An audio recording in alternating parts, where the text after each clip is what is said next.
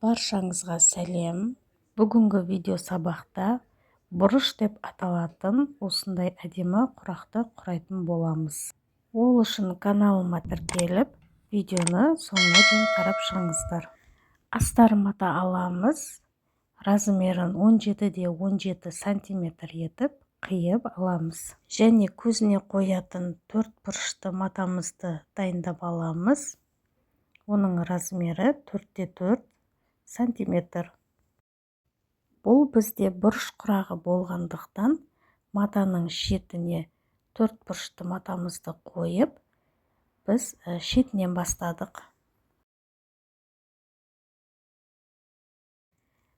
Міне осы бұрыштан бастап ленталарымызды рет-ретімен қойып, құрағымызды жалғастыра береміз. Лентаның ені 3 сантиметр. Алдымен қоңыр матадан бастадым. Осы реттілікпен 7 қатар лента түсу керек.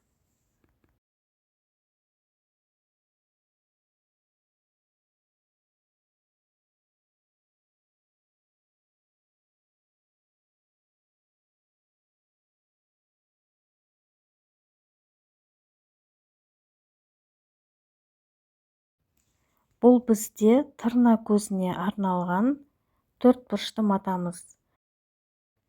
Міне құрақтың дәл шетіне қойдық өлшеп, және тура ортасынан түзу етіп тігіп шығамыз. Бүктеген кезде 3 бұрышты болып түзу шығады. Әрбір тіккен тігістің түзулігін қадағалап отырамыз. Сонда біздің құрағымыз әдемі түзу және сапалы болып шығады. Ары қарай ақ матамен жалғастырамыз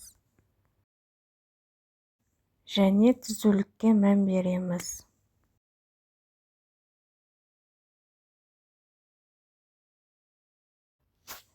Әрбір тігісті лапканың бойымен жүргізіп тігіп отырамыз.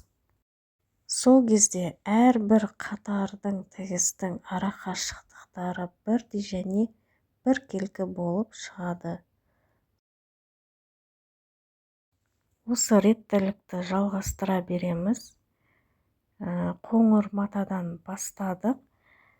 Ең соңғы матамызда қоңыр матамен аяқталу керек. Егер видеоны соңына дейін қарап шықсаңыздар, сіздерге де түсінікті болады.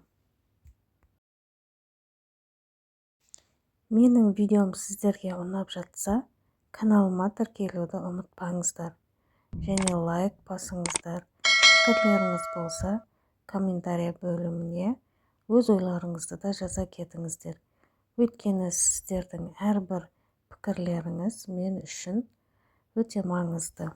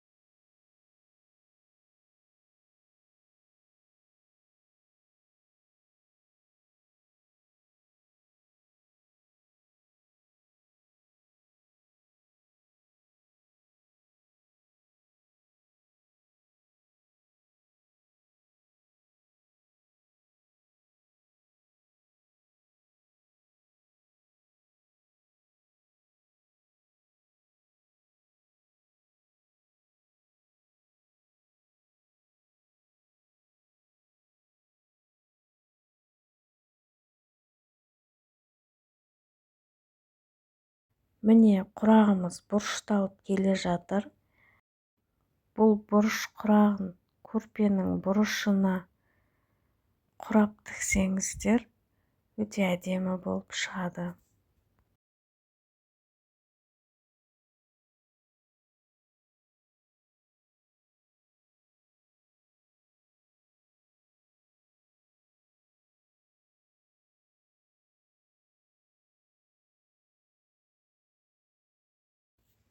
Міне соңына да жетіп қалдық. Байқап қарасаңыздар, соңғы 7-ші лентамыз біздің қоңырмен аяқталады.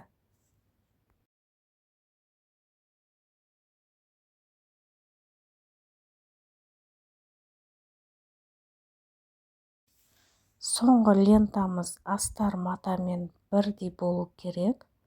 Астыңғы матадан лентамыз аспау керек және де жетпей қалмау керек. Осы түзулікті қадағаласаңыздар, сіздер нағыз құрақшы маман болып шығасыздар.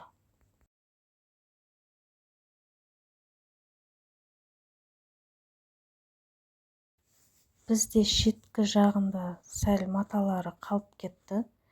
Артық матаны астар матамен өлшеп, қиып алып тастаймыз. Бірақ астар матаны ешқашан қимаңыздар. Міне құрағымыз дайын болды. Бағасын айтып, бағалап жіберіңіздер.